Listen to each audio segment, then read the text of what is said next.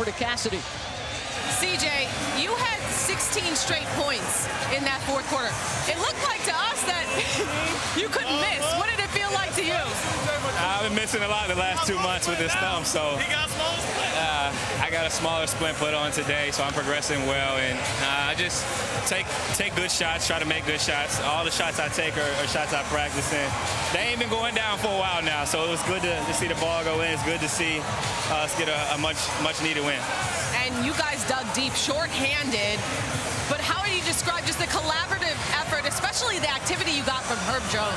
Coach gave us a good speech before the game. He talked about how we can't keep talking about how we got more games in the future. It's basically bring it now. And if we don't execute the game plan, we're going to be sitting beside him. And I thought tonight everybody brought it 1 through 5. And then the 10 guys that came in off the bench did a tremendous job. Jackson, Hayes, Dyson, Jay Rich was ready to play. Everybody was ready to play tonight, and we needed it.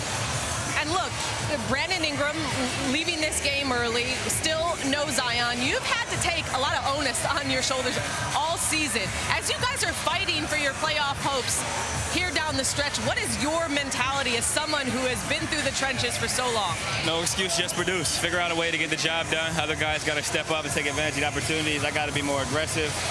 Make or miss, I got to be aggressive and make something happen for us, whether that's making the right pass, picking up full court, or taking a shot. And that's what it's going to take for us down the stretch. I got to set the tone early every night. Congrats on the win. Thank you so much, CJ. Thank you. Appreciate it. Thanks for watching ESPN on YouTube. For live streaming sports and premium content, subscribe to ESPN+.